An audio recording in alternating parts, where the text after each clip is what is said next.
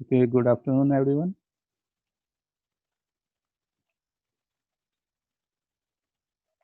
तो last class में काफ़ी इंटरेस्टिंग चीज़ हम लोग पढ़े थे, राइट? अगर आपको याद हो तो हम लोग क्या किए थे, प्लेट्स के बीच में एक डाइलेक्ट्रिक डाल दिए थे, राइट? तो यहाँ पे डाइलेक्ट्रिक डाल दिया। अब इससे क्या हुआ, फ़ायदा क्या हुआ? कुछ इस तरह से बना देते हैं। ऐसे दो प्लेट है और बीच में क्या है, डाइलेक्ट्रिक मटेरियल डाल दिए, ठीक है? तो सबसे बेस्ट फायदा तो ये हुआ कि पहले आप लिख रहे थे जब डाइलेक्ट्रिक नहीं था, तो C इक्वल टू क्या लिख रहे थे, epsilon not A by D, right? और अब क्या लिखोगे, इसे सी नॉट मान लेते हैं। अब क्या लिखोगे, C इक्वल टू, क्योंकि डाइलेक्ट्रिक आ गया जिसका डाइलेक्ट्रिक कांस्टेंट K है, तो उसे क्या कहेंगे, K epsilon not A by D, जो कि है K टाइम्स C नॉट। सो इस डाइलेक्ट्रिक का डाइलेक्ट्रिक कांस्टेंट जितना ज़्यादा होगा, कैपेसिटेंस उतना गुना बढ़ जाएगा, उतना टाइम्स हो जाएगा, राइट? तो सबसे बेस्ट फायदा तो हम लोगों को ये दिखा कि प्लेट्स के बीच में जब भी हम लोग डाइलेक्ट्रिक मटेरियल डाल देते हैं, ठीक है, जैसे कि पैराफिन हो गया, ग्लास हो गया, ठीक है, तो उस कैपेसिटर का कैपेसिटेंस इंक्रीज हो जाता है, ठीक है। और इसके अलावा भी क्या आपको नॉलेज है कि वी के साथ क्या होता है और ई के साथ क्या होता है, अगर याद हो तो?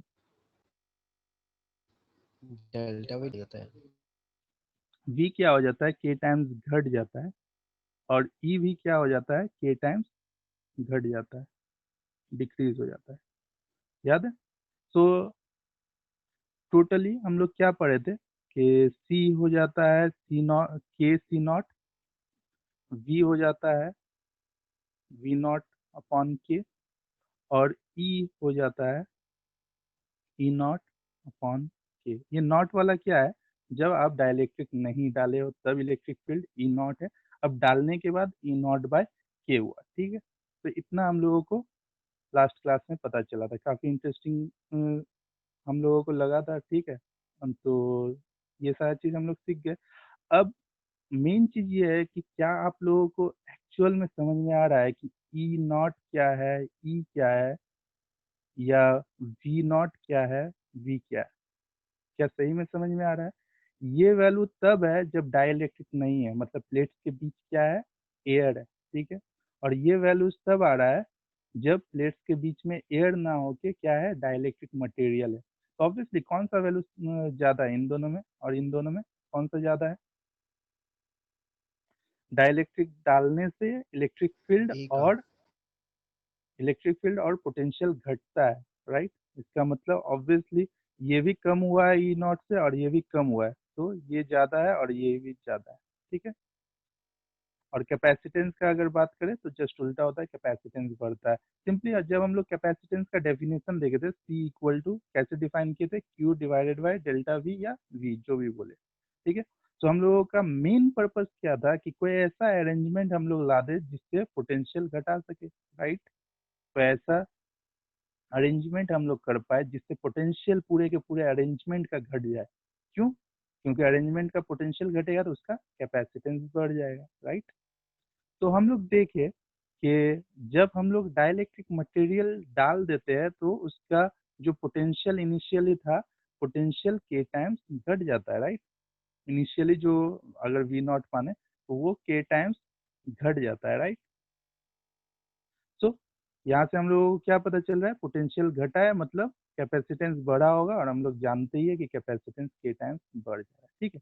तो हर जगह पे इतना के का इंपॉर्टेंस दिखाई दे रहा है, के है, हर तरफ के दिखाई दे रहा है। क्या आपको एक्चुअल में पता है ये के है क्या, ये के है क्या? कैसे डिफाइन करोगे, या इजी वे में अगर मुझे समझना है ये है क्या, के कैसे मैं समझूं? क्लासेस के दौरान तो मैंने डिफाइन किया और आपको समझाया भी, लेकिन आसान शब्दों में आप बता सकते हैं ये क्या है? एनीवन, कोई भी? Constant sir. कांस्टेंट है जो मटेरियल का प्रॉपर्टी पे डिपेंड करता है।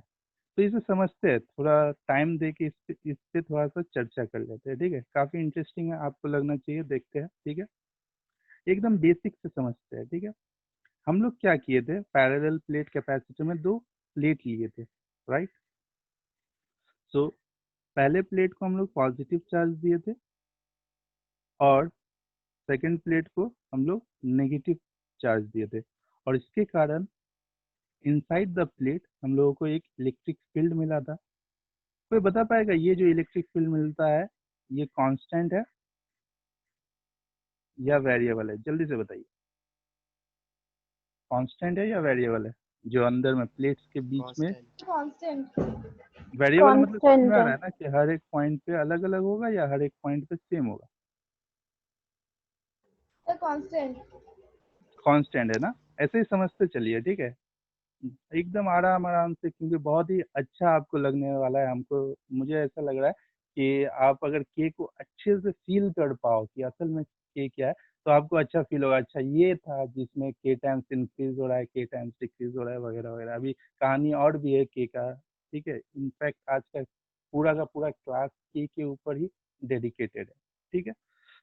तो चलते हैं, ये हम लोग को पता चला था कि ये ई का वैल्यू कांस्टेंट है। इसका प्रूफ क्या था? इसका प्रूफ ये था कि ई इक्वल टू क्या है inside sigma by epsilon not. Obviously surface charge density एक प्लेट के लिए हम लोग कांस्टेंट रखे, मतलब क्यू अमाउंट का चार्ज दे, एरिया प्लेट का ये है, तो surface charge density Q by A होगा, कांस्टेंट होगा, राइट। और एप्सिलॉन नॉट ऑलरेडी कांस्टेंट था, तो अंदर का जो इलेक्ट्रिक फील्ड इंटेंसिटी है वो क्या है, कांस्टेंट आ गया। क्लियर है? सो हम लोग कहाँ थे, प्लेट्स था, ये पॉजिटिव ये नेगेटिव, पॉजिटिव से नेगेटिव की तरफ एक इलेक्ट्रिक फील्ड बना, ठीक है। यहाँ तक हम लोगों को कहानी पता था, और ये भी पता था कि ये जो इलेक्ट्रिक फील्ड बना है ये क्या है, कांस्टेंट है। थोड़ा सा पोटेंशियल डिफरेंस बिटवीन प्लेट्स का बात कर ले, ठीक है। Aman sir, can you please turn off the chat section? कुछ लोग अननेसेसरी चैट कर रहे हैं, जरूरत नहीं है, ठीक है। सो प्लेट्स के बीच का डिस्टेंस को अगर डी मान ले, ठीक है, प्लेट्स के बीच का डिस्टेंस को अगर डी मान ले, तो क्या पोटेंशियल डिफरेंस आप बता सकते हैं कितना होगा? जस्ट मैग्नीट्यूड, ठीक है, डायरेक्शन में नहीं जाना है। डायरेक्शन मतलब क्या, पोटेंशियल डिफरेंस पॉजिटिव आएगा कि नेगेटिव, तो इससे पोटेंशियल का डायरेक्शन नहीं पता चलता है, सिंपली पता ये चलता है कि ज्यादा कहाँ है कम किधर है, राइट। ये तो डिफरेंस है ना, ज्यादा से कम को माइनस करेंगे तो पॉजिटिव आएगा, कम से ज्यादा को माइनस करेंगे तो नेगेटिव आएगा। तो पॉजिटिव नेगेटिव का ये सिग्निफिकेंस है। पोटेंशियल डिफरेंस का जस्ट मैग्नीट्यूड अगर पता करना चाहे तो हम लोग क्या बोलेंगे, ई इंटू डी, राइट। तो ये भी पता था। अब अगर मैं आपसे पूछूं, बहुत सोच के बोलना, ठीक है, एम्स में इस टाइप का सवाल आया हुआ है कि क्या ये v कांस्टेंट है या नहीं। देखिए इसमें कितने लोग सही बताते हैं, क्या ये v कांस्टेंट है या नहीं? नहीं। बाकी लोग सोचिए।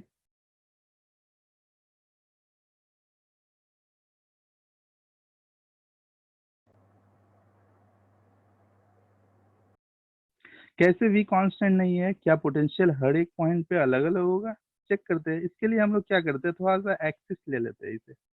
ये प्लेट को हम लोग मान लेते हैं ये एक्स एक्सिस पे है और ये वाई एक्सिस पे है, ठीक है। एक्स इक्वल टू जहाँ पे 0 है वहाँ पे पहला प्लेट है, ठीक है। एक्स एक्स इक्वल टू जहाँ पे डी हम लोगों को मिलेगा वहाँ पे सेकंड प्लेट है, ठीक है। अब हम लोग कुछ पॉइंट्स लिए, राइट। मान लिया कि पहला पॉइंट यहाँ लिए, दूसरा पॉइंट यहाँ लिए, तीसरा पॉइंट यहाँ लिए, चौथा पॉइंट यहाँ लिए, ठीक है।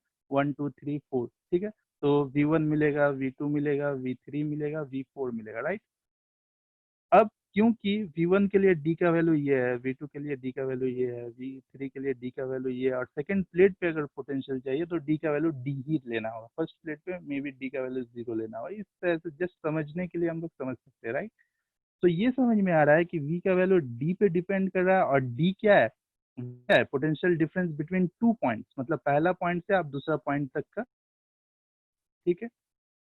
और जब दो प्लेट के, ऐसे हम लोग जानते हैं V को किस तरह से डिफाइन किया है, potential difference between two plates, मतलब इस प्लेट पे एक पॉइंट लो और इस प्लेट पे एक पॉइंट लो, दोनों के पोटेंशियल का डिफरेंस इस तरह से डिफाइन किया। तो समझ में ये आया कि V का वैल्यू क्योंकि D पे डिपेंड कर रहा है और हर एक पॉइंट के लिए D का वैल्यू अलग अलग होगा, सो V इज नॉट कांस्टेंट। और क्योंकि ये पोटेंशियल, देखिए ई के डायरेक्शन में पोटेंशियल का ड्रॉप होता है, राइट। ये एग्री करते, हम लोग सीखे थे, the value of potential decreases in the direction of E. अब आपको शायद सारा का सारा कॉन्सेप्ट मैच कर रहा होगा कि इधर से इधर अगर ई का वैल्यू है जो कि कांस्टेंट है, तो आप अगर इसके लिए ग्राफ बनाओगे, ठीक है, मैं ये नहीं कह रहा है कि एग्जाम में आ सकता है ग्राफ, जस्ट कॉन्सेप्ट के लिए ये सोच लो कि अगर आप ग्राफ बनाओगे ई वर्सेस डी का, तो आपको एक स्ट्रेट लाइन मिलेगा। ई का वैल्यू डी पे डिपेंड ही नहीं कर रहा, कांस्टेंट है। आपने ही तो कहा कि हर एक पॉइंट पे ई का वैल्यू क्या है, ई का वैल्यू सेम है, राइट। लेकिन अगर आप ग्राफ बनाओ पोटेंशियल डिफरेंस और डी का, तब कैसा रहेगा ग्राफ, सोच के बताइए। पोटेंशियल डिक्रीज करेगा ना, डी का वैल्यू जैसे जैसे इंक्रीज करेगा पोटेंशियल डिफरेंस चेंज होगा, राइट। तो मैं ये जानना चाह रहा हूँ कि पोटेंशियल ज्यादा कहाँ होगा, यहाँ ज्यादा होगा या यहाँ ज्यादा होगा, आप खुद बताइए। .1 पे ज्यादा होगा या .2 पे ज्यादा होगा। अब इसके लिए वो कॉन्सेप्ट पे आपको जाना होगा। द वैल्यू ऑफ 1 पे पोटेंशियल ज़्यादा होगा। Decreases in the direction of electric field, मतलब ऑब्वियसली यहाँ का पोटेंशियल यहाँ के पोटेंशियल से कम होगा, ठीक है। तो अगर मैं डिफाइन कर दूं कि प्लेट का थिकनेस इतना है, ठीक है, तो v का वैल्यू घटा होगा d तक जाते जाते। और कैसा घटा होगा, कोई स्क्वायर या क्यूब तो है ना, लीनियरली घटा होगा, मतलब कुछ इस तरह का। क्लियर है, ये दोनों ग्राफ क्या क्लियर है, क्लियर है कि नहीं। सर एक डाउट आ रहा है कि मतलब ए कांस्टेंट किस वजह से है? कौन सा क्योंकि ये ई ई ई, अच्छा ई कांस्टेंट किस वजह से है ना, देखिए दो प्लेट के बीच का ई आप जब निकालोगे तो वो कितना आएगा, सिग्मा बाई 2e एक प्लेट के लिए होता है, हम लोग इलेक्ट्रोस्टैटिक 1 में लाए थे, राइट। तो यहाँ पे अगर ये पॉजिटिव ये नेगेटिव, तो यहाँ पे इस पॉइंट में पॉजिटिव प्लेट के कारण क्या होगा, इलेक्ट्रिक फील्ड E1 इधर होगा, और नेगेटिव प्लेट के कारण भी E2 इधर ही होगा, और दोनों का वैल्यू तो सेम होगा, सिग्मा बाई 2e। तो नेट ई कितना होगा, नेट ई जो होगा sigma by 2e plus sigma bye 2 epsilon है, असल में ई नहीं है, 2 एप्सिलॉन। इसका मीनिंग क्या है, सिग्मा बाय एप्सिलॉन नॉट, ठीक है। सो एक पर्टिकुलर वैल्यू ऑफ चार्ज के लिए और प्लेट का एक पर्टिकुलर एरिया के लिए सिग्मा तो कांस्टेंट है, जो कि डिफाइंड रहेगा। कैपेसिटर तो बन चुका है, समझ लीजिए। तो प्लेट का एरिया फिक्स है और कैपेसिटर में आप क्यू अमाउंट का चार्ज दिए, जिसके कारण इलेक्ट्रिक फील्ड ई आया है, तो क्यू तो फिक्स हो गया। सो क्यू फिक्स है, एरिया फिक्स है, मतलब सिग्मा फिक्स हो गया, और सिग्मा बाय फिक्स हो गया तो सिग्मा बाय एप्सिलॉन नॉट क्या है, ये भी फिक्स है।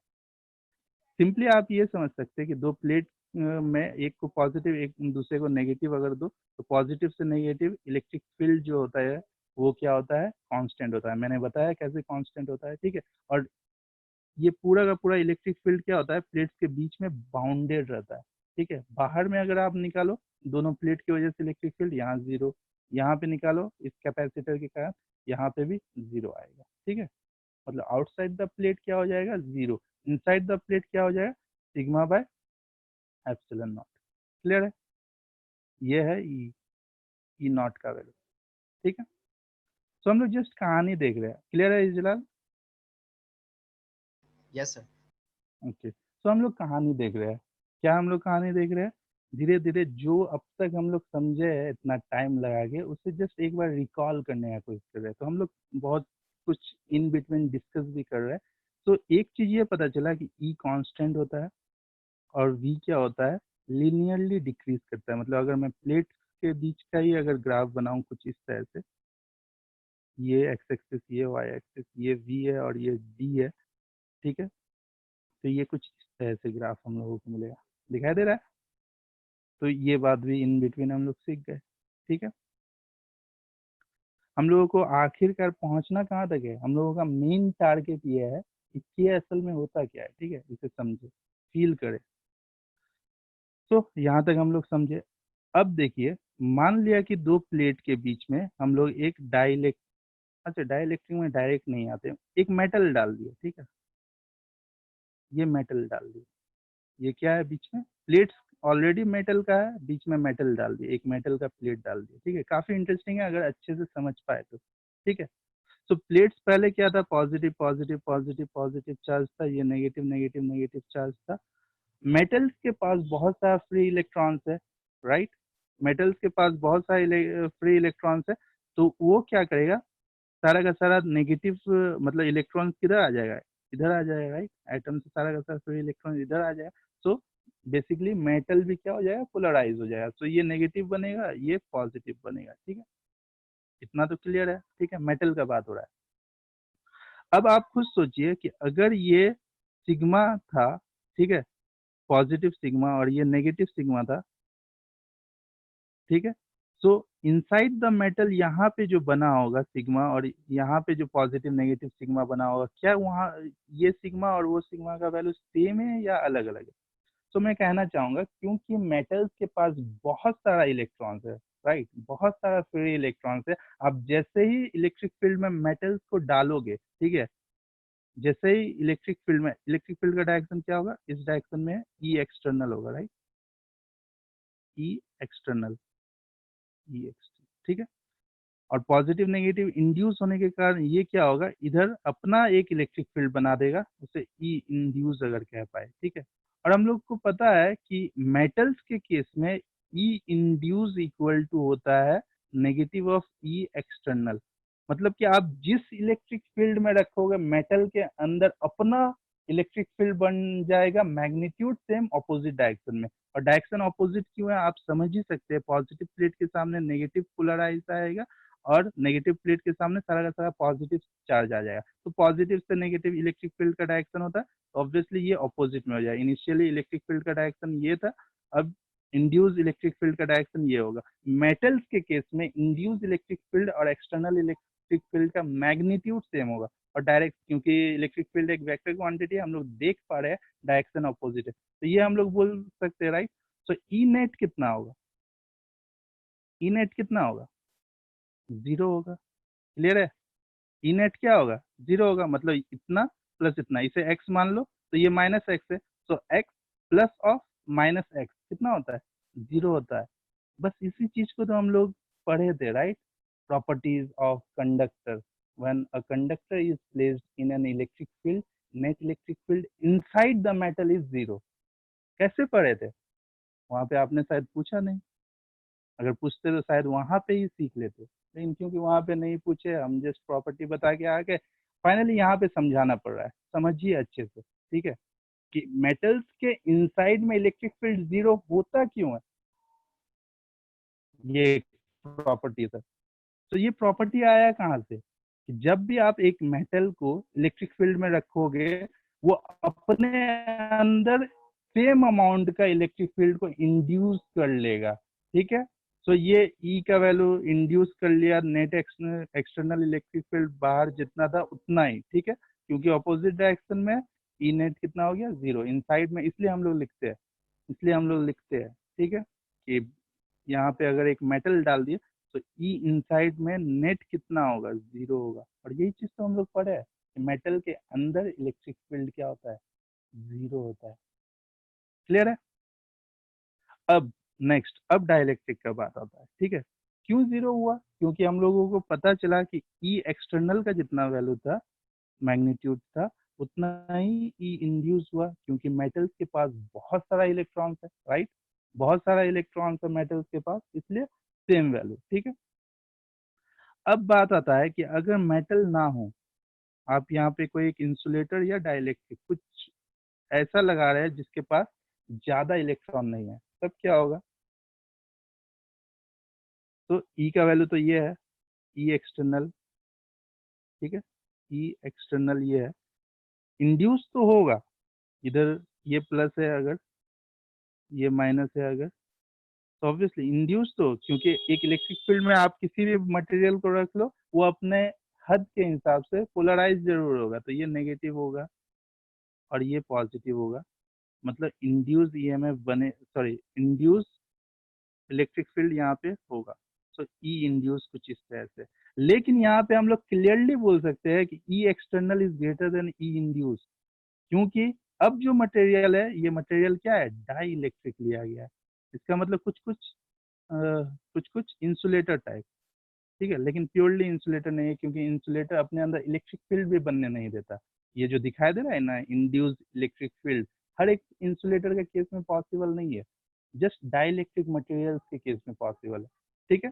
तो यहाँ से हम लोगों को ये समझ में आया कि एक्सटर्नल इलेक्ट्रिक फील्ड जो है वो इंड्यूस इलेक्ट्रिक फील्ड से क्या होगा, ज्यादा होगा, मतलब कि अंदर में कम इलेक्ट्रिक फील्ड इंड्यूस होगा। अब किस मटेरियल में कितना इंड्यूस होगा, ये तो मटेरियल का प्रॉपर्टी है, राइट। किस मटेरियल में इलेक्ट्रिक फील्ड कितना इंड्यूस होगा, ये तो मटेरियल का प्रॉपर्टी है।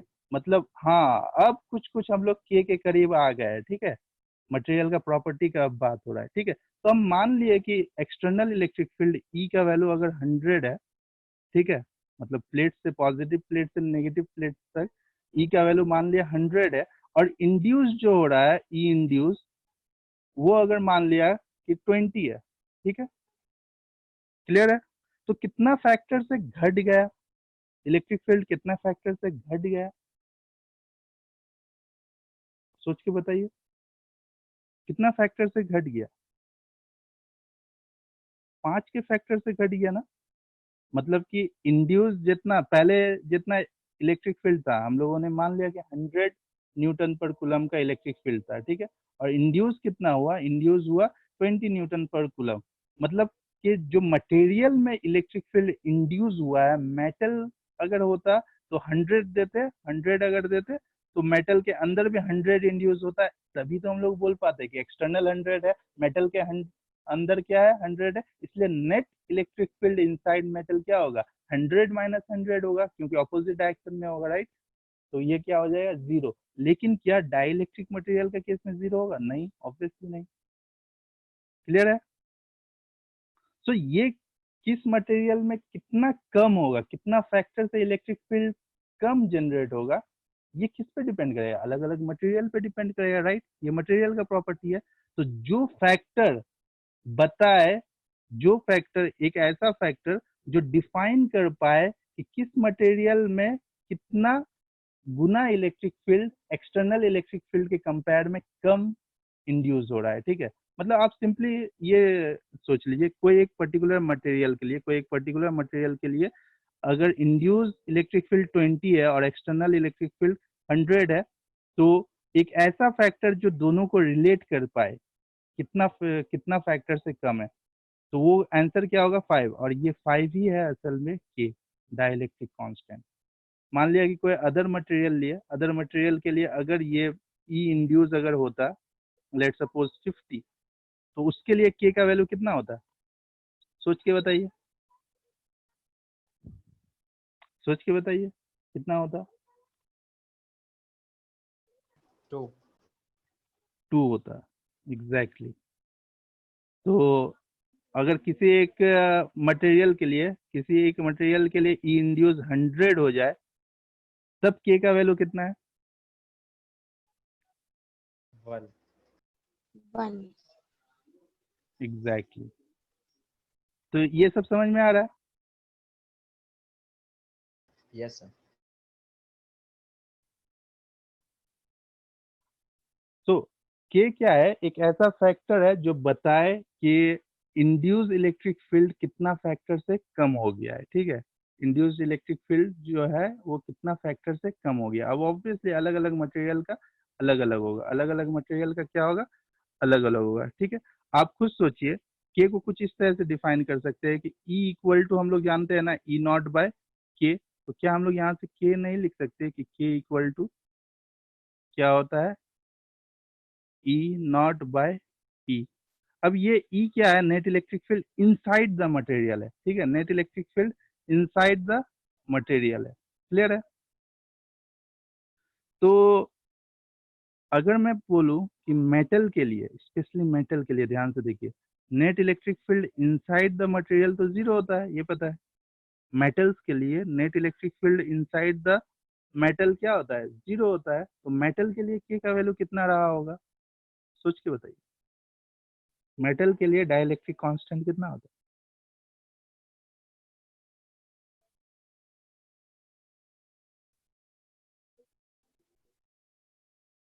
कुछ कुछ सही आंसर आ रहा है, जल्दी जल्दी सोच के बताइए। मेटल के लिए के का वैल्यू कितना होता है, 1 मार्क क्वेश्चन आपके एग्जाम में आ ही सकता है। What is the value of dielectric constant for metal. 1।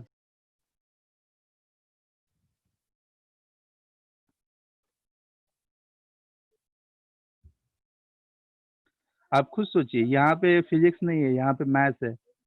ये जीरो है ना, net electric field inside the material क्या है, जीरो है। तो लेफ्ट हैंड साइड जीरो है, तो राइट हैंड साइड जीरो कब होगा, के किस वैल्यू के लिए राइट हैंड साइड जीरो होगा? सोचिए सोचिए सोचिए, के का वैल्यू 1 देंगे तो क्या राइट हैंड साइड जीरो होगा? नहीं। के का वैल्यू इन्फिनिटी देंगे तो क्या राइट हैंड साइड जीरो होगा? हाँ, तो के का वैल्यू क्या होगा? इनफाइनाइट। तो मेटल्स के लिए के का वैल्यू इनफाइनाइट होता है। 1 मार्क के लिए एकदम रट लीजिए इसे, ठीक है। आई होप आपको समझ में भी आ गया। तो के बताता है कि इनसाइड द मटेरियल, किसी भी मटेरियल के इनसाइड में इलेक्ट्रिक फील्ड जो इंड्यूस होगा वो बाहर के इलेक्ट्रिक फील्ड के कंपेयर में कितना गुना ज्यादा है या कम है। इन जनरली ज्यादा होता नहीं है, ज्यादा होता है नहीं, ज्यादा से ज्यादा इक्वल हो सकता है, राइट। तो कितना गुना कम है ये बोलना होगा, ठीक है। तो के बताता है कि ई इनसाइड बाहर वाले के एक्सटर्नल के कंपेयर में कितना गुना ज्यादा है या कम है, ठीक है। तो के एक ऐसा फैक्टर है जो बताता है कि किसी मटेरियल के अंदर बना हुआ इलेक्ट्रिक फील्ड इंटेंसिटी कितना गुना ज्यादा है या कम है, किसके कंपेयर में, एक्सटर्नल इलेक्ट्रिक फील्ड के, ठीक है। तो ऑब्वियसली ई इनसाइड मेटल्स के लिए जीरो है, तो के का वैल्यू इन्फिनिटी होगा, तभी ये वैल्यू जीरो आएगा। तो के का वैल्यू क्या होता है, इनफाइनाइट होता है। अदरवाइज हम लोग अदर मटेरियल के लिए जानते हैं कि ई का वैल्यू जो होता है इनसाइड लेस देन होता है ई का वैल्यू एक्सटर्नल, राइट।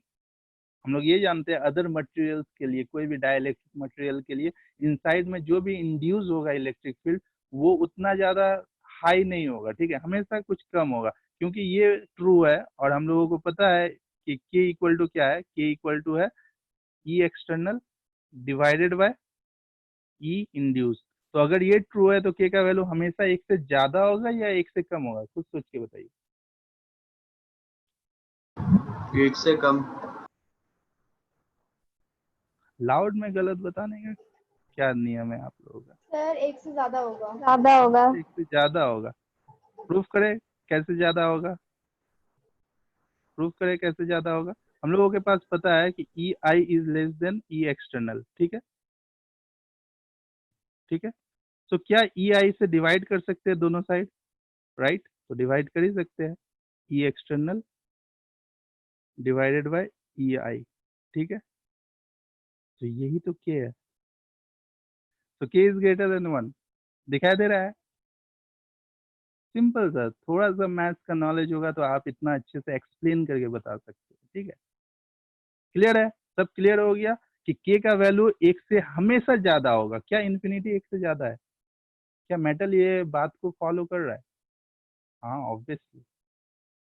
तो के का वैल्यू कहाँ से कहाँ लाई करता है, एक हो सकता है नहीं भी हो सकता है, हमेशा एक से ज्यादा होगा। और एक से ज्यादा मेटल्स के लिए क्या होता है, सबसे ज्यादा होता है, के का वैल्यू इनफाइनाइट होता है, ठीक है। क्लियर है।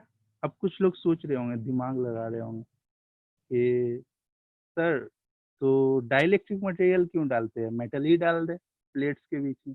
क्योंकि प्लेट्स के बीच में अगर मेटल्स डाल देंगे तो सी इक्वल टू के इंटू सी नॉट होता है, तो इनफाइनाइट हो जाएगा, मतलब इतना ज़्यादा कैपेसिटी बढ़ जाएगा। सोच रहे हैं क्या ऐसा कुछ? नहीं सर।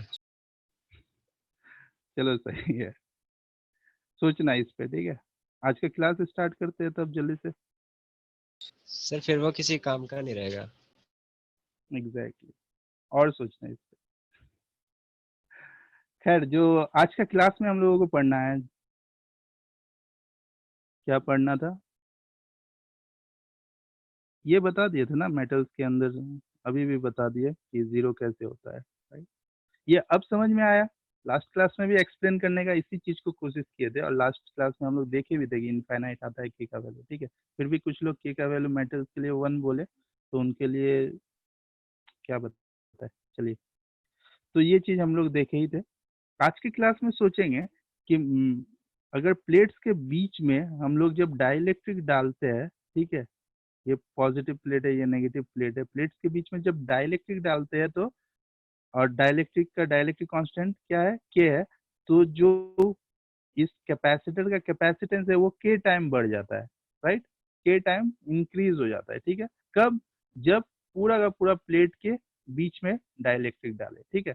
अब एनालिसिस के लिए कुछ नया नया चीज सीखेंगे, जैसे कि एग्जाम में भी क्वेश्चन आता है कि पूरा अगर डालेंगे तो k टाइम्स बढ़ जाएगा, राइट।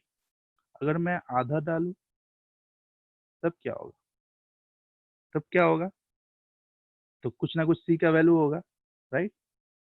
पूरा तो ये प्लेट्स के बीच का डिस्टेंस क्या है, d है। मैं बस t थिकनेस तक डालूं, ठीक है, डाइलेक्ट्रिक को, और ये एयर ही रहे और ये कोई डाइलेक्ट्रिक है, तब क्या होगा, कैपेसिटेंस।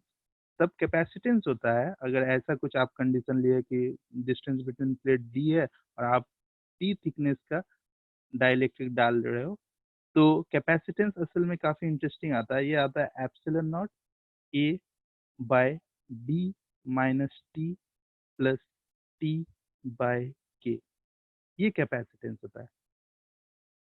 क्लियर है। और इस केस में भी कैपेसिटेंस इंक्रीज ही करेगा अगर आप थोड़ा सा मैथ का यूज करें, तो ये value epsilon not A by D से ज्यादा है, ठीक है। Epsilon not A by D से ज्यादा है, क्योंकि ये वैल्यू क्या है, ये वैल्यू 1 से ज्यादा है, राइट। ये वैल्यू 1 से ज्यादा है, तो डी माइनस समथिंग, अब नीचे डिनोमिनेटर में कुछ माइनस कर रहे हो तो उसकी का वैल्यू क्या होगा, बढ़ जाएगा, ठीक है। तो ये चीज हम लोग प्रूफ करेंगे कि अगर एक डाइलेक्ट्रिक जिसका थिकनेस टी है, जिसका डाइलेक्ट्रिक कांस्टेंट के है, उसे पार्शियली फिल्ड करे, ठीक है, पार्शियली डाले किसमें, ये प्लेट्स के बीच में, प्लेट्स के बीच का डिस्टेंस डी है, तो इस तरह का कैपेसिटर जो हम लोगों को बनेगा उसका कैपेसिटेंस क्या होगा, C equal to epsilon not A by D minus T plus T by K. ये पहला प्रूफ हम लोगों को करना है, ठीक। अब ये प्रूफ करेंगे कैसे, आप खुद सोचिए, इस टाइप का प्रूफ करेंगे कैसे।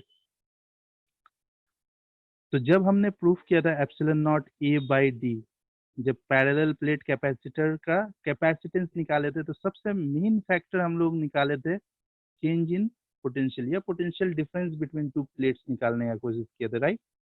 वहाँ पे हम लोग किए थे ना, potential difference between two plates ई इंटू डी, ऐसा कुछ किए थे ना, और उसी से पोटेंशियल डिफरेंस पता चल गया, तो सी इक्वल टू हम लोग फॉर्मूला क्या लगा दिए थे, क्यू बाय डेल्टा वी।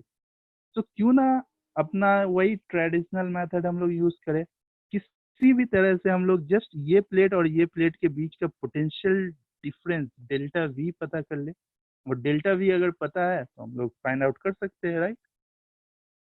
तो डेल्टा वी कैसे पता चले, सबसे पहले ई हम लोगों को पता है ना, डेल्टा वी का कनेक्शन किससे, इलेक्ट्रिक फील्ड से है, राइट।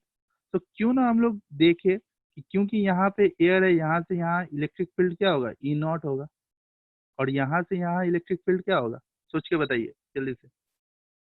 अगर ये ई नॉट है तो मटेरियल के अंदर इलेक्ट्रिक फील्ड कितना होगा, एनीवन। सर एक बार क्वेश्चन रिपीट करिए। ये एयर में मतलब पार्शियली फील्ड है, राइट, डाइलेक्ट्रिक, तो ये ई नॉट है, तो मटेरियल के अंदर भी तो कुछ ना कुछ इलेक्ट्रिक फील्ड रहा होगा। मटेरियल के अंदर इलेक्ट्रिक फील्ड कितना होगा,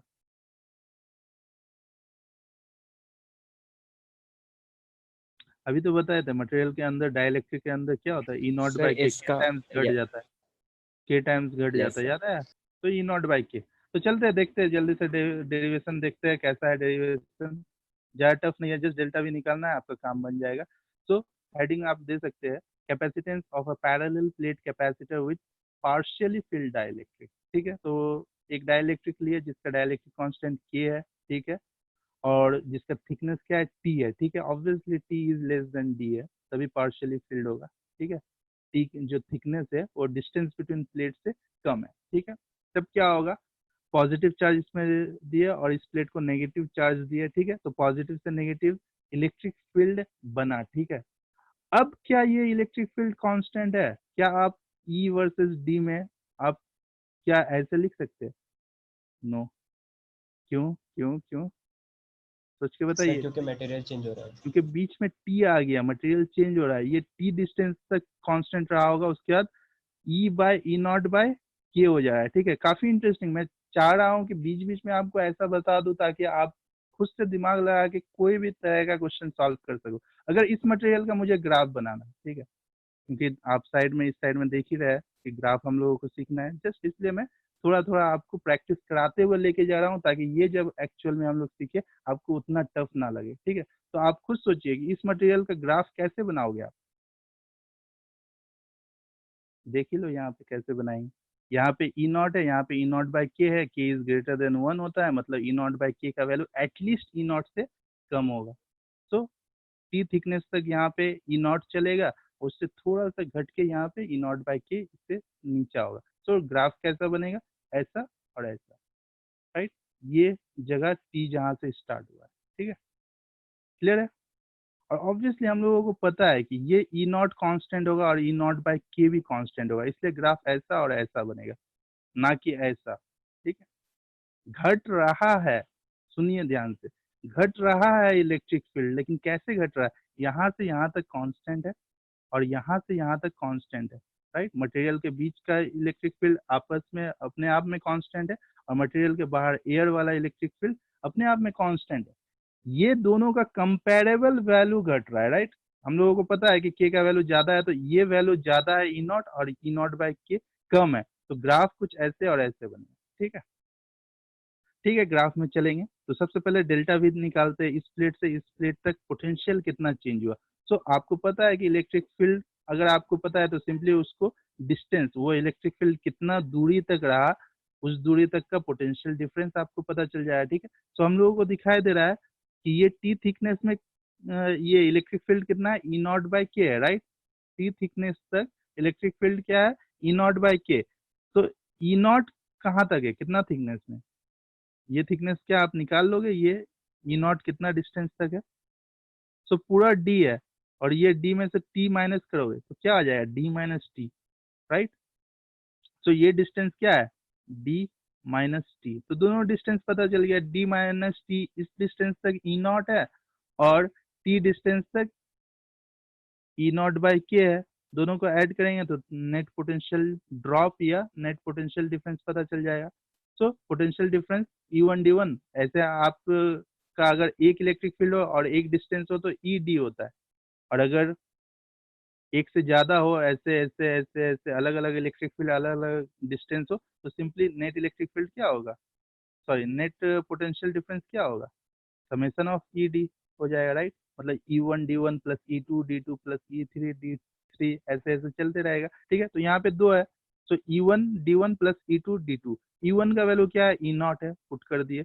कितना डिस्टेंस तक है, ये डिस्टेंस तक है, ये डिस्टेंस कैसे निकाले, डी माइनस टी कर दिए, तो डी माइनस टी। ठीक है, उसके बाद नेक्स्ट ई टू का वैल्यू क्या है, ई टू का value E naught by K है। हम लोगों को कैसे पता, क्योंकि डाइलेक्ट्रिक कांस्टेंट के है, और के डाइलेक्ट्रिक कांस्टेंट वाला डालने से इलेक्ट्रिक फील्ड इंटेंसिटी और पोटेंशियल डिफरेंस के टाइम्स घट जाता है, राइट। सो घट जाना के टाइम्स मतलब ई नॉट बाई के हो गया। So electric field E two का value E naught by K है, और ये कितना डिस्टेंस तक है, टी डिस्टेंस तक। तो ये नेट पोटेंशियल डिफरेंस। ठीक है, सो पोटेंशियल डिफरेंस, इसे क्या हम लोग कुछ कर सकते हैं, ई नॉट कॉमन जा रहा है, right. So E not common ले लिए, बचा क्या, D minus T plus T by के। खुद से कॉमन लेके देखिए, सेकेंड लाइन से थर्ड लाइन में ई नॉट कॉमन लीजिए, क्या आएगा, D minus T plus T by के, यही आएगा, क्लियर है। अब हम लोग जानते हैं कि पोटेंशियल डिफरेंस अगर हम लोगों को मिल गया है, अब ई नॉट का वैल्यू क्या लिख सकते हैं, ई नॉट का वैल्यू तो सिग्मा बाय एप्सिलॉन नॉट लिख सकते हैं। और देखिए नॉट है, ठीक है, sigma by epsilon not, sigma को Q upon A into epsilon not लिख सकते हैं, sigma equal to Q upon A होता है, राइट। सो ई नॉट को हम लोग Q by A epsilon not लिख सकते हैं, तो यहाँ पे वही लिखा गया है, ई नॉट को क्या लिख दिए, Q by A epsilon naught. ठीक है, समझ में आ रहा है ना, ई को हम लोग क्या बोलते हैं, sigma by epsilon not, sigma equal to क्या होता है, क्यू बाय ए, यहाँ से क्लियर है। तो हम लोगों को डेल्टा वी मिल गया। अब कैपेसिटेंस का फॉर्मूला जो है वो लगा दो, capacitance equal to Q by delta V होता है, क्यू क्यू कैंसिल हो गया, डेल्टा वी का वैल्यू यहाँ से पुट करेंगे, क्यू और क्यू कैंसिल हो गया, ये ए एप्सिलॉन नॉट ऊपर चला जाएगा ना, तो मिलेगा क्या, C equal to epsilon not A by D minus T plus T by K. ठीक है, ये हम लोगों को मिलेगा। और जैसा कि बताए थे कि हम लोगों को यही मिलता है, इससे पहले भी लिखे थे ना। सो सिंपल सा डेरिवेशन है, और ये डेरिवेशन खास करके आपके बोर्ड्स में पूछ सकता है, ठीक है, कि पार्शियली फिल्ड किया गया है टी थिकनेस वाला। अब ये याद रहे कि एग्जाम में टी जरूरी नहीं है, ये डी दे सकता है, हो सकता है, लेकिन थिकनेस एक्स कर सकता है, ठीक है, तो उसमें कंफ्यूज नहीं होना है।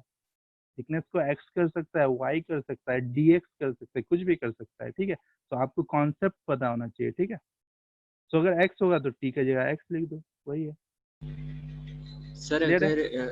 अगर वो जो टी था उसके बाद हम्म। थोड़ा और एयर का स्पेस आ जाए तो फिर से ई की वैल्यू सेम ही हो जाएगी ना, ई नॉट, हाँ ऑब्वियसली, अगर आप है ना? कुछ इस तरह से बोल रहे हैं कि अगर इस कॉर्नर पे ना लगा के, अच्छा ये जो गैप दिखाया जा रहा है ना, वो गैप नहीं है, ठीक है, वो तो बस बनाने के लिए ताकि प्लेट्स भी दिख जाए, ये चिपका हुआ है दोनों, ठीक है। लेकिन अगर ऐसा हो, ठीक है, अगर ऐसा हो डाइलेक्ट्रिक को ऐसे डाले, तो एज ए कॉन्सेप्ट आप समझ सकते हैं, लेकिन ऐसा रियलिटी में पॉसिबल नहीं है। लेकिन कॉन्सेप्ट के लिए ये जान सकते हैं कि अगर डाइलेक्ट्रिक कांस्टेंट इसका के है तो ये ई नॉट होगा, ये ई नॉट बाई के होगा, फिर से ये ई नॉट होगा, ठीक है, एज ए कॉन्सेप्ट। लेकिन ओके। आप खुद सोचो, आप खुद सोचो कि क्या दो प्लेट के बीच में ये ऐसे हवा में लटकता हुआ रह सकता है? नहीं, एक प्लेट से चिपकाना ही होगा, आइदर इस प्लेट से चिपकाओ या इस प्लेट से चिपकाओ, एज ए कॉन्सेप्ट आप समझ सकते हैं, ठीक है। ठीक है। तो हम लोग एक नया टाइप का डेरिवेशन करते हैं, ठीक है। मान लिया कि क्या है कि एक प्लेट ना हो, मतलब एक डाइलेक्ट्रिक ना हो, एक से ज्यादा डाइलेक्ट्रिक अगर हो और बीच में हवा भर दी है, ठीक है, तो ऐसे एक डाइलेक्ट्रिक ले लिया और ऐसे एक डाइलेक्ट्रिक ले लिया, ठीक है। इसका डाइलेक्ट्रिक कांस्टेंट K1 है और इसका डाइलेक्ट्रिक कांस्टेंट K2 है, ठीक है। इसका थिकनेस T1 है और इसका थिकनेस T2 है, ठीक है। ये T1 है और ये T2 है, ठीक है। तो आप बताइए कॉन्सेप्ट से, पहले ई को देखेंगे, ये पॉजिटिव प्लेट है, ये नेगेटिव प्लेट है, तो कॉन्सेप्ट से आप बताइए कि पहले ई को देखेंगे, उसके बाद डिस्टेंस को मल्टीप्लाई करके डेल्टा वी निकालेंगे, क्या इसका भी हम लोग कैपेसिटेंस निकाल सकते हैं? सोच के देखिए, यहाँ तक क्या होगा, ई नॉट होगा, उसके बाद ई नॉट बाई K1 होगा, उसके बाद फिर से ई नॉट होगा, उसके बाद ई नॉट बाई K2 होगा, उसके बाद फिर से क्या होगा, ई नॉट होगा, होगा कि नहीं? क्लियर है?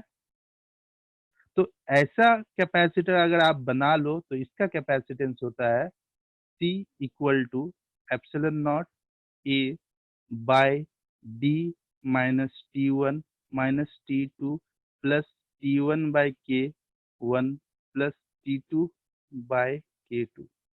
सो ये है कैपेसिटेंस, ऐसे एक कैपेसिटर का जिसमें दो डाइलेक्ट्रिक डाला हुआ है, K1 और K2 डाइलेक्ट्रिक कांस्टेंट वाला। तो ये है, क्या इसे भी प्रूफ कर ले जल्दी से? डर तो नहीं लग रहा? इजी है ना? करना क्या है लग हम रहा लोगों है। को? हम लोगों को डेल्टा वी निकालना है बस। और डेल्टा वी इक्वल टू क्या होता है हम लोगों को पता है, ई इंटू डी होता है, बस इतना कॉन्सेप्ट लगा लेना है। डेल्टा वी किसी तरह से आप डेल्टा वी तक पहुंच जाओ, कैसा भी क्वेश्चन रहे, कितना भी टफ क्वेश्चन रहे, आप जस्ट इलेक्ट्रोस्टैटिक 1 और इलेक्ट्रोस्टैटिक 2 का बेसिक जो पोटेंशियल सीखे थे, जो रिलेशन खास करके है, ठीक है, डेल्टा वी किसी तरह से निकाल लो, ठीक है। और सबसे अच्छा बात है इसमें तो पॉजिटिव नेगेटिव देखना नहीं है आपको, बस ये फॉर्मूला अगर अब तक नहीं रटाया तो फिर क्या क्या फायदा, क्योंकि delta V equal to E into D होता है। ये तो उसी टाइम आप समझ गए थे, आप में से किसी ने क्वेश्चन भी किया था जब मैंने बताया था ये के क्यू बाय आर है और ये के क्यू बाय आर स्क्वायर है। तो क्यों ना इसे आर से मल्टीप्लाई कर दे तो हम लोगों को मिल जाएगा डेल्टा वी, राइट। और आर से मल्टीप्लाई करेंगे तो ये भी मिल जाएगा। तो एक तरह से वी को क्या लिख सकते हैं, ई इंटू आर लिख सकते हैं। बस यहाँ पे आर का यूज नहीं है, यहाँ पे डी है। ये तो वहां से ही हम लोगों को आइडिया मिल गया था कि इलेक्ट्रिक फील्ड इंटेंसिटी को एक डिस्टेंस से मल्टीप्लाई कर दो, हम लोगों को पोटेंशियल डिफरेंस मिल जाएगा, ठीक है। अभी हम लोग पोटेंशियल डिफरेंस का बात कर रहे हैं, ठीक है। जस्ट नेक्स्ट चैप्टर में हम लोग ये डिफरेंस ना बोल के हम लोग ड्रॉप बोलेंगे, ठीक है। थोड़ा सा अलग कॉन्सेप्ट है, नेक्स्ट चैप्टर में और मजा आने वाला है हम लोगों को कि पोटेंशियल ड्रॉप क्या होता है, ठीक है, क्यों हम लोग ऐसा बोलते हैं, तो ये सारी चीज भी सीखेंगे। तो सबसे पहले क्या ये डेरिवेशन कर ले, C इक्वल टू ऐसे कैपेसिटर का जिसमें कुछ इस तरह का यहाँ जो बनाया हुआ है, ये K1 है और ये, अच्छा ये जस्ट एक क्वेश्चन है, यहाँ पे ये मेटल लिया गया, आप समझ लो इसका कैपेसिटेंस K1 है और सॉरी इसका डाइलेक्ट्रिक कांस्टेंट K1 है, इसका K2 है, तो डायग्राम ऐसा बनेगा। तो ऐसे एक कैपेसिटर का कैपेसिटेंस का फॉर्मूला होता है epsilon not A by D minus, एक पैटर्न को आप समझने का कोशिश करो, उसके बाद मैं लास्ट में बता दूंगा कि जब एक मतलब दो से ज्यादा, मान लो 5 या 10 या 20 या 50 डाइलेक्ट्रिक अगर डाल दिया जाए, ऐसा K1 K2 K3, तब वैसा क्वेश्चन को कैसे सॉल्व करना है, आप पैटर्न को देखने का कोशिश करो। D minus T1 minus T2 plus T1 by K1 plus T2 by K2, ठीक है, कुछ पैटर्न दिखाई दे रहा है ना? अगर दिख रहा है तो जब मैं जनरल फॉर्मूला बताऊंगा तो आपको समझ में आ जाए, अच्छा पैटर्न को फॉलो कर रहा है, ठीक है। तो सबसे पहले ये डिराइव कर लेते हैं। कंपाउंड डाइलेक्ट्रिक भी इसे बोल सकते हैं। हम लोगों का मेन मोटिव क्या होना चाहिए? मेन मोटिव होना चाहिए जैसा भी डाइलेक्ट्रिक दे दे प्लेट्स के बीच में, जैसे भी डाल दे, उसे एक मत मन है, दो मन है, बीच में मेटल डालने का मन है, कुछ भी वो कर सकता है, ठीक है। क्वेश्चन अलग अलग टाइप का आ सकता है, ठीक है, एक दो तीन जैसा भी हो। आप मेन कॉन्सेप्ट समझ के रखो कि जब भी प्लेट्स के बीच में डाइलेक्ट्रिक आएगा, आपका मेन फोकस होना चाहिए डेल्टा वी फाइंड आउट करने के लिए, ठीक है। क्योंकि जब डाइलेक्ट्रिक नहीं भी था, जस्ट प्लेट इसे पॉजिटिव चार्ज देते, इसे नेगेटिव चार्ज देते, तो वहां पे भी आपने delta we he find out किया था। कैसे फाइंड आउट किया था? पॉजिटिव से नेगेटिव ई आता है और इसके बीच का डिस्टेंस क्या है? डी है, तो डेल्टा वी क्या हो जाएगा? ई इंटू डी हो जाएगा। अब सी इक्वल टू क्या था? डेरिवेशन आप लोग किए होंगे शायद practice, Q by delta V होता है, तो Q by E into D हो जाएगा। ई का वैल्यू क्या होता है? ई का वैल्यू को हम लोग लिख सकते हैं ना, Q by A epsilon naught, तो क्यू क्यू कैंसिल हो जाएगा, ऊपर चल जाएगा epsilon not A by D. देखिए यहाँ पे ही डिराइव कर लिया, तो epsilon not A by D. Main काम क्या किए थे हम लोग? डेल्टा वी निकाले थे हर जगह पे, ठीक है। तो उसी तरह से यहाँ पे ऐसा क्वेश्चन हो या इससे भी गंदा क्वेश्चन हो, ठीक है, क्या करना है आपको? आपको डेल्टा वी फाइंड आउट करना है, जो कि बहुत इजीली फाइंड आउट कर लोगे। जस्ट डिस्टेंस और इलेक्ट्रिक फील्ड का खेल है, ठीक है। तो अगर इसका डाइलेक्ट्रिक कांस्टेंट K1 है और इसका K2 है, तो जो E इनसाइड होगा वो K टाइम्स घट जाएगा, तो E नॉट बाय K हो जाएगा। तो K1 के लिए E नॉट बाय K1 आ गया, और इसके अंदर क्या होगा? E नॉट बाय K2 होगा। क्लियर है? दिखाई दे रहा है? और बाहर क्या होगा? बाहर यहाँ पे भी ई नॉट होगा, यहाँ पे ई नॉट होगा और यहाँ पे ई नॉट होगा। तो अगर मैं पूछूं कि ई नॉट कितना डिस्टेंस तक है, डिस्टेंस ही मल्टीप्लाई करोगे ना, डिस्टेंस मल्टीप्लाई करोगे तभी तो डेल्टा वी आएगा, राइट। तो ई नॉट कितना डिस्टेंस तक है तो आप बता पाओगे। ये T1 है, ये T2 है, तो बाकी एयर होगा। इसका मतलब D minus T1 minus T2, D से T1 भी घटा लो और T2 भी घटा लो, तो बाकी जो बचा वो एयर होगा, ई नॉट रहा होगा उसके बीच में, ठीक है। So delta V equal to क्या लिख दोगे? ई नॉट कितना डिस्टेंस पे है? D minus T1 minus T2, ठीक है। उसके बाद बाकी का कौन सा इलेक्ट्रिक फील्ड है? एक इलेक्ट्रिक फील्ड ई है, ई नॉट बाय K1, ये कितना डिस्टेंस तक है? T1 तक, राइट, ये T1 थिकनेस तक है, ठीक है। उसके बाद दूसरा इलेक्ट्रिक फील्ड क्या है? ई नॉट बाय K2, ठीक है, ये कितना डिस्टेंस तक है? T2 तक है, ठीक है। उसके बाद फिर से ये ई नॉट है, क्या इसे फिर से अलग से लेना होगा या ले चुके हैं? सोच के बताइए। सर हम ऑलरेडी ले चुके हैं। ले लिए है ना? Yes sir. एग्जैक्टली, यहाँ पे यहाँ पे यहाँ पे ये पूरा का पूरा डिस्टेंस हम लोग निकाल लिए। ये सब क्या कर रहे हैं? जस्ट मैथ का यूज कर रहे हैं ना। ये टोटल डी है, ये T1 है, ये T2 है, तो क्या होगा? D minus T1 minus T2 अगर करेंगे, ठीक है, जैसे अगर आपको नंबर दे दो शायद ये समझ में आएगा। ये 12 है, ये 3 है, ये 3 है, तो एयर कितना है? 12 माइनस 3 करोगे, फिर से माइनस 3 करोगे। क्लियर है? तो ये हम लोगों को एक्सप्रेशन मिला, इसमें ऑब्वियसली कॉमन चल जाएगा ई नॉट, तो ई नॉट को कॉमन लिए तो क्या मिला हम लोगों को? D minus T1 minus T2 plus T1 by K1 plus T2 by K2, ठीक है। तो ई नॉट को हम लोग लिख सकते हैं ना, sigma by epsilon not, sigma का value Q by A epsilon not, पहले ही तो था। सो ई नॉट का वैल्यू लिख दिया Q by A epsilon naught. अब जैसे ही डेल्टा V मिलता है, आपको क्या करना है? मैं सिर्फ इस क्वेश्चन के लिए या इस डेरिवेशन के लिए नहीं बता रहा हूँ, आपको कैसा भी सिचुएशन दे सकता है, ठीक है। T1 T2 ना दे के X दे सकता है, Y दे सकता है, कुछ भी दे सकता है, ठीक है। आपका बेसिक वो ट्राई करना चाहेगा, 2 का जगह में 3 दे देगा, ठीक है, तब क्या करोगे? बीच का ये एयर वाला गैप को हटा देगा, तब क्या करोगे? थिकनेस पर बीच में एक बड़ा सा ये लगा देगा, इसी का T1 प्लस T2 नाम दे देगा, और बीच में एयर दे भी सकता है, नहीं भी दे सकता है, तब क्या करोगे? ठीक है, बहुत सारा, इसी से कम 5-6 केस बन सकता है, सबका अलग अलग आंसर आएगा, ठीक है। इसलिए कॉन्सेप्ट सीखो। आपको क्या चाहिए? डेल्टा वी फाइंड आउट करना है। डेल्टा वी फाइंड आउट कर लिए तो ये फॉर्मूला लगा देना है। ये फॉर्मूला क्या है? C equal to Q by Q by delta V, ठीक है। ये क्यू आप लोग कंफ्यूज नहीं हो रहे, राइट? क्यू क्या है? Charge on capacitor. Charge on capacitor क्या होता है? पॉजिटिव प्लेट का चार्ज, मतलब इस प्लेट पे जितना चार्ज। मैंने बताया कन्वेंशन क्या है कि कैपेसिटर का चार्ज क्या होता है, पॉजिटिव प्लेट पे जितना चार्ज है वो कैपेसिटर का चार्ज है, ठीक है। इन जनरल तो आप देख ही सकते हैं, इससे प्लस क्यू है, इससे माइनस क्यू होगा, तो नेट चार्ज तो जीरो है। लेकिन जीरो है तो वो एनर्जी को स्टोर कैसे रख रहा है, राइट? आप सोच ही सकते हैं, अगर चार्ज ही नहीं है तो एनर्जी कहाँ से आएगा, ठीक है। तो ऐसे नहीं लेना है, जीरो नहीं है, पॉजिटिव प्लेट पे जो चार्ज है वो लेना है। क्लियर है? तो डेल्टा वी का वैल्यू पुट कर देंगे। डेल्टा वी का ये वैल्यू जब डिवाइड करेंगे तो क्यू क्यू कैंसिल हो जाएगा और नीचे का ए एप्सिलॉन नॉट ऊपर चला जाएगा। तो ये यही तो मैं बार बार लिख रहा था ना, epsilon not A by D minus T one minus T two plus T one by K one plus T two by K two, ठीक है। अब क्या जनरल एक्सप्रेशन लिख सकते हैं कि ऐसा बहुत सारा, दो प्लेट के बीच में बहुत सारा डाल दिया, एक दो तीन चार पाँच एन नंबर डाल दिया, इसका T1, इसका T2, इसका T3, इसका K1, K2, K3, ऐसे एन नंबर सब डाल दिया। तब कैपेसिटेंस का फॉर्मूला क्या होगा? C equal to सोच epsilon के naught. पैटर्न अगर समझ पाया तो Yes, बताइए। sir. C equal to epsilon naught A by अच्छा मैं लिखता हूँ, C equal to epsilon not A D D minus minus, T1 minus T2 minus Tn.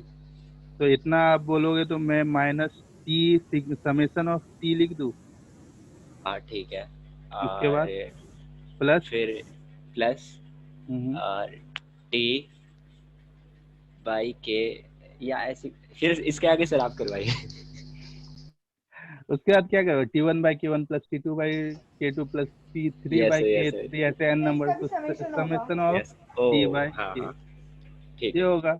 ये लिखा हुआ नहीं है, स्क्रीनशॉट ले सकते हैं आप, या कहीं पे लिखने का टाइम है तो जल्दी से। ये ई नहीं है, ठीक है, ये समेशन है, ठीक है, समेशन है, ऐसे लिखो तो ज़्यादा अच्छा है। ये भी समेशन है, ठीक है। अगर फिर से लिखना चाहे ऐसे होगा, T equal to epsilon not A by D minus summation of T plus summation of T by K, ठीक है। ये कहीं लिख के रख सकते हैं, ठीक है। अब इसमें 5 दे दे, 10 दे दे, 20 दे दे, आप कर लोगे, राइट। और अगर समेशन नहीं लिखोगे, इसे खोल के लिखोगे तो कितना बड़ा फॉर्मूला होगा सोच ही सकते हैं, उससे तो और डर लगेगा। क्लियर है? हो जाएगा। और अगर ये याद ना आए तब क्या करोगे? डेल्टा वी निकालोगे, डेल्टा वी निकल गया तो C equal to Q by delta V लिखोगे। क्यू में कंफ्यूज होगे तो चले जाना, कैपेसिटर पे जो चार्ज है वो क्यू है, ठीक है, चार्ज ऑन कैपेसिटर। इसका मतलब क्या है? मैग्नीट्यूड ऑफ चार्ज लेना है किसी एक प्लेट पे, ठीक है। मैग्नीट्यूड ऑफ चार्ज से समझो या पॉजिटिव प्लेट पे जो चार्ज है उससे समझो, ठीक है। क्लियर है? अच्छा एक बात बताइए कि अगर मैं दो प्लेट लूं और दोनों प्लेट को अलग अलग चार्ज दो, ठीक है, ऐसा कहीं लिखा हुआ नहीं है, ठीक है, अगर कहीं पे क्वेश्चन आए तो आप समझ सकते हैं या कोई पूछे तो आप बता सकते हैं उसे। इस पे मैं Q1 चार्ज दूं प्लस, और इस पे माइनस Q2 चार्ज दूं, और magnitude of Q1 is not equal to Q2, तो क्या कैपेसिटर बनेगा? बताइए, क्या कैपेसिटर बनेगा?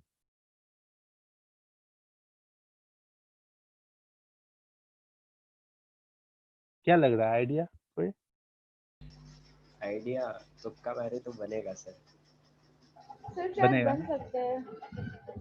यस सर बनेगा। हम लोग बेसिक्स को फॉलो करें, ठीक है। बेसिक क्या बताता है? पॉजिटिव से नेगेटिव की तरफ आपको ई मिलेगा, ठीक है। डिस्टेंस बिटवीन प्लेट कुछ ना कुछ होगा डी, ठीक है। इसका मतलब कि यहाँ से यहाँ तक एनर्जी बाउंड रह गया। कैपेसिटर का डेफिनेशन क्या था? कैपेसिटर का डेफिनेशन क्या था? कि आप एनर्जी को कहीं पे स्टोर कर लो, ऑब्वियसली कैपेसिटर बनेगा। लेकिन इसका कैपेसिटेंस क्या होगा, कैसा होगा, ये सारे आपके सिलेबस में है। तो बस नॉलेज के लिए जान सकते हैं कि चार्ज जरूरी नहीं है प्लेट पे सेम, अलग भी होने से कैपेसिटर बन जाए, ठीक है। इसका डिटेल आपके सिलेबस में नहीं है, ठीक है। तो यहाँ तक हम लोगों को क्लियर, सब समझ में आ गया ना। तो जल्दी से ग्राफ देख लेते हैं। ये ग्राफ पे ही एक बार सवाल आया था, ठीक है। अब ये ग्राफ जस्ट डेमो है, एक तरह से 2-4 पैटर्न का क्वेश्चन टाइप से हम ले लिए है, समझ लीजिए वैसा। लेकिन जरूरी नहीं है कि ये 2 ग्राफ में बता रहा हूँ बस ये 2 ग्राफ सही आएगा, ठीक है। क्वेश्चन में कुछ भी दे सकता है, आप कॉन्सेप्ट सीखो और क्वेश्चन के अकॉर्डिंग आप सॉल्व करोगे, ठीक है। जैसे ये एक क्वेश्चन जैसा मान सकते हैं, ठीक है। हम लोगों को ई वर्सेस एक्स और वी वर्सेस एक्स चाहिए, ठीक है। एक्स क्या है समझ में आ रहा है, एक्स का वैल्यू 0 भी हो सकता है, एक्स का वैल्यू डी भी हो सकता है, ठीक है। तो एक्स को एक वेरिएबल लेना होगा, right, as a variable treat करना होगा, इसलिए हम लोग एक्स ले लिए, ठीक है। डी लेंगे तो डी तो डिस्टेंस बिटवीन प्लेट है, ये कांस्टेंट होता है, प्लेट के बीच का डिस्टेंस तो फिक्स है, राइट। आप कैपेसिटर बना दिए, 2 प्लेट के बीच का डिस्टेंस फिक्स हो गया, एरिया फिक्स हो गया, एप्सिलॉन नॉट फिक्स हो गया। जब एप्सिलॉन नॉट फिक्स हो गया, एरिया फिक्स हो गया और दोनों प्लेट के बीच का डिस्टेंस फिक्स हो गया, तो यही तो कैपेसिटेंस है। तो इसलिए तो बोलते हैं एक बार कैपेसिटर बन जाए, उस पर स्टैंप लग जाता है कि हाँ भाई तुम्हारा कैपेसिटर, सॉरी कैपेसिटेंस ये है। क्लियर है। तो ग्राफ पे आते हैं। 2 प्लेट है, पार्शियली फिल्ड, एक डाइलेक्ट्रिक लिया गया, मेरे ख्याल से डाइलेक्ट्रिक ही लिया गया है क्योंकि मुझे दिखाई दे रहा है ई नॉट बाई के, ठीक है। क्योंकि अगर मेटल रहता है, क्वेश्चन में मेटल भी दे सकता है, तो यहाँ पे ई नॉट बाई के नहीं लिखता, ये डायरेक्ट 0 लिखा रहता है, राइट। तो क्योंकि ई नॉट बाई के है मतलब ये मेटल नहीं है, कोई एक डाइलेक्ट्रिक है, ठीक है। डिस्टेंस को समझाने का कोशिश किया है कि ये डिस्टेंस क्या है, डी है, और ये डिस्टेंस क्या है, ये भी डिस्टेंस डी है, ठीक है। अब ये जो गैप आपको दिखाई दे रहा है, ये गैप को आपको नेग्लेक्ट करना है, ठीक है। क्योंकि ये नेगेटिव चार्ज है, ये दिखाने के लिए थोड़ा सा गैप ले रहा है, लेकिन असल में जब प्लेट बनता है तो उस पर नेगेटिव नेगेटिव नेगेटिव ऐसा थोड़ी होता है, राइट। यहाँ पे दिखाने के लिए आपको बोला जा रहा है, वो तो पूरा चिपका हुआ ऐसे रहेगा, तो लिटरली चिपका ही हुआ रहता है, ठीक है। प्लेट्स और डाइलेक्ट्रिक आपस में पूरा ज्वाइंट रहते हैं, ठीक है। सो ई वर्सेस एक्स, ठीक है, मतलब एक्स के साथ ई का वेरिएशन कैसा है, तो हम लोगों को पता है यहाँ तक ई नॉट है जो कि कांस्टेंट है, और यहाँ तक क्या है, ई नॉट बाई के है जो कि कांस्टेंट है। और दोनों में बड़ा छोटा कौन है, ऑब्वियसली के का वैल्यू 1 से ज्यादा है, राइट। के का वैल्यू 1 से ज्यादा है, तो कौन सा ज्यादा होगा, ई नॉट ज्यादा होगा या ई नॉट बाई के ज्यादा होगा, ई नॉट ज्यादा होगा। तो ई का एक्सिस कौन सा है, वाई एक्सिस है, तो ये ज्यादा है और ये कम है, हो गया। और दोनों स्ट्रेट होगा क्योंकि दोनों कांस्टेंट है। क्लियर है, इजी है ना, बताइए। कोई डाउट है तो पूछ लीजिए यहाँ पे। ये डी डिस्टेंस तक कांस्टेंट रहेगा, लेकिन अचानक से जैसे ही इसके अंदर ई का वैल्यू बात बोला जाएगा, ये तुरंत ऐसे डिक्रीज कर जाएगा, ई नॉट बाई के बन जाएगा ऐसे, ठीक है। पोटेंशियल का कहानी देख ले। पोटेंशियल यहाँ पे वी मान लो, यहाँ पे कुछ और मान लो, ठीक है। जो भी हो, नेगेटिव पोटेंशियल, नेगेटिव प्लेट का नेगेटिव पोटेंशियल होता है, पॉजिटिव प्लेट का पॉजिटिव पोटेंशियल होता है, ठीक है। क्लियर है। तो पोटेंशियल ड्रॉप करता है, ये हम लोगों को समझ में आया कि लीनियरली ड्रॉप करता है। तो ऑब्वियसली यहाँ से डी तक जब तक ई है, जस्ट अलग अलग से कहानी देखो, पूरा एक साथ देखोगे तो शायद कंफ्यूजन है। जस्ट यहाँ तक बताइए कैसा रहा होगा पोटेंशियल, कुछ ड्रॉप किया होगा, राइट। और यहाँ से यहाँ तक का कहानी बताइए, यहाँ से यहाँ तक का, यहाँ पे भी ड्रॉप किया होगा, बस आपको कंपेयर कर देना है कि मतलब ये वाला ड्रॉप से ज्यादा ड्रॉप हुआ होगा या कम ड्रॉप हुआ होगा, बताइए। मतलब कि ई का वैल्यू यहाँ से ड्रॉप करके यहाँ आ गया, दिखाई दे रहा है, ये ड्रॉप है। कम हुआ होगा। अब ड्रॉप जो इनसाइड द डाइलेक्ट्रिक है वो कितना होगा, तो ई नॉट बाय के इंटू ये डिस्टेंस क्या है, डी ही दिया हुआ है ना ये, तो क्लियरली के टाइम्स कम हो गया है। ड्रॉप भी क्या हो, जैसे इलेक्ट्रिक फील्ड इंटेंसिटी के टाइम्स कम हुआ है, तो ड्रॉप भी कम हुआ होगा। ड्रॉप कम हुआ होगा मतलब उतना ही थिकनेस में, इतना ज्यादा ड्रॉप तो नहीं होगा, मतलब ये अगर स्ट्रेट दे दिए तो इसमें भी तो सेम ड्रॉप होगा, बस इससे कम होगा, कुछ इस तरह से ऐसे होगा, जो यहाँ पे बनाया गया अच्छे से। ये ज्यादा ड्रॉप हुआ, उसके बाद ये कम ड्रॉप हुआ। क्लियर है। देखिए उतना ही डिस्टेंस में ये इतना गिरा और बाकी का उतना ही डिस्टेंस पे ये थोड़ा कम गिरा। क्यों? ई का वैल्यू थोड़ा कम हुआ, सॉरी वी का वैल्यू। क्यों? क्योंकि ई का वैल्यू भी तो कम है, यहाँ पे ई का वैल्यू कम है, तो पोटेंशियल ड्रॉप या पोटेंशियल डिक्रीज भी कम करेगा। ये चेंज इन पोटेंशियल है, ये वी दिख रहा है लेकिन असल में ये डेल्टा वी है। क्लियर है? सिंप्लिसिटी के लिए डेल्टा वी को ही हमने वी हर जगह पे यूज किया, राइट?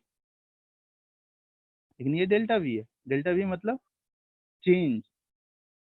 सो दिखाई दे रहा है यहाँ से यहाँ तक, पहले ये ऐसे शार्पली डिक्रीज किया, उसके बाद ये ऐसे ज्यादा स्टिप कौन होगा, ये होगा। ठीक है, एग्जाम में ऐसे दे सकता है कि ऐसे ऐसे लाइन लेके थीटा 1 थीटा 2 बताएगा कि ये थीटा 1 है और ये थीटा 2 है, आपसे पूछेगा। ऑब्वियसली ग्राफ तो नहीं बना के देगा, आपसे पूछेगा ऐसा एक डाइलेक्ट्रिक दे दिया, और दिस डाइलेक्ट्रिक थीटा 1 क्या है, पहला ड्रॉप है मतलब स्लोप है, और थीटा 2 क्या है, दूसरा स्लोप है। ठीक है, तो theta 1 is greater than theta 2 होगा, या theta 1 is less than theta 2 होगा, या theta 1 is equal to theta 2 होगा। क्या बोलोगे? तो आपको देखना होगा ज्यादा ड्रॉप किधर आ रहा है। ऑब्वियसली इन दोनों में देख लो, यहाँ से ही देख सकते हैं, ये सब ग्राफ का जरूरत भी नहीं है। उससे सोचो कि यहाँ पे इलेक्ट्रिक फील्ड ज्यादा है, यहाँ पे इलेक्ट्रिक फील्ड कम है, इसका मतलब यहाँ पे ड्रॉप ज्यादा हुआ होगा और यहाँ पे ड्रॉप कम हुआ होगा। इसका मतलब ये एंगल अगर थीटा 1 दिया हुआ है और ये थीटा 2 दिया हुआ है, तो theta 1 is greater than theta 2। Clear है? इजी ना? जल्दी से सेकंड वाला देख लेते हैं। सेकंड वाला क्वेश्चन आपका सारा का सारा कॉन्सेप्ट क्लियर कर दे, आई होप।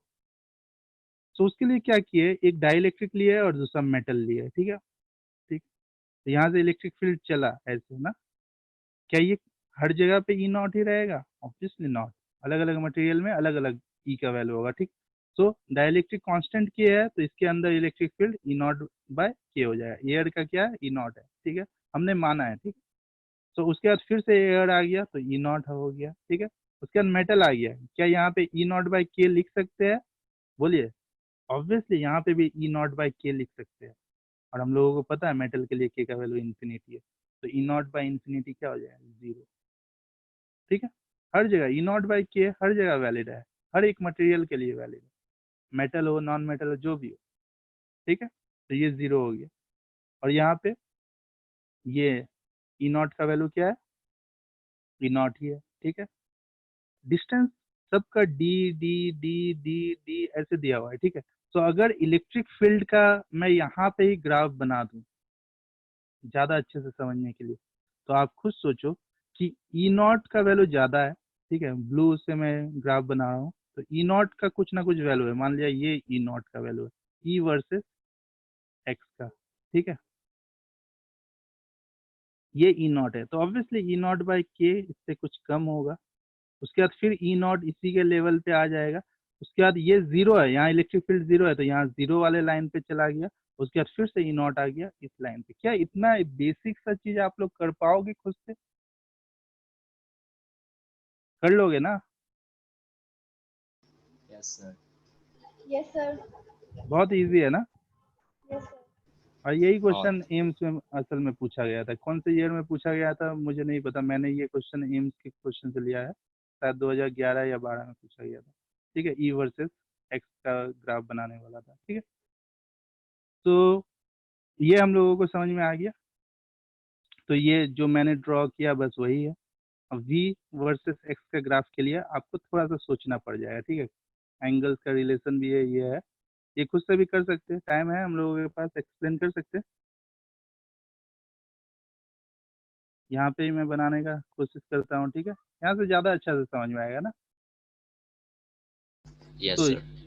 ये अगर एक्सिस ले लें, ये एक्स है, अब क्या बनाना है, v वर्सेस एक्स, तो v यहाँ लिखा हुआ है, v वर्सेस एक्स। सोचिए थोड़ा, यहाँ पे क्योंकि ई नॉट का सबसे ज्यादा वैल्यू क्या है, ई नॉट है, उसके बाद उससे कम वैल्यू क्या है, ई नॉट बाई के है। ठीक है, उससे कम वैल्यू क्या है, 0 है। ठीक है, अब छोटा सा आपसे एक सवाल आएगा जब 0 आएगा। ठीक है, आप ही आंसर दीजिए। यहाँ के लिए मैं सोच लेता हूँ, क्योंकि सबसे ज्यादा ई नॉट का वैल्यू है, पोटेंशियल ड्रॉप सबसे ज्यादा हुआ होगा, मतलब बहुत शार्पली गिरा होगा ऐसे। ठीक है, उसके बाद ई नॉट बाई के इससे कम है, मतलब पोटेंशियल ड्रॉप या पोटेंशियल डिक्रीज कम किया होगा, मतलब इतना शार्प तो नहीं होगा ऐसे, ठीक है। उसके बाद फिर ई नॉट आ गया, मतलब फिर से शार्प गिरा होगा ऐसे, और ये लाइन पैरेलल हुआ होगा, ठीक है। उसके बाद मैं क्या बताऊं, ये बताइए यहाँ पे कैसा रहा होगा। सर बिल्कुल नीचे चला जाएगा जीरो पे। तब वो टच जीरो कर पे लेगा चले, एक्स एक्सिस को।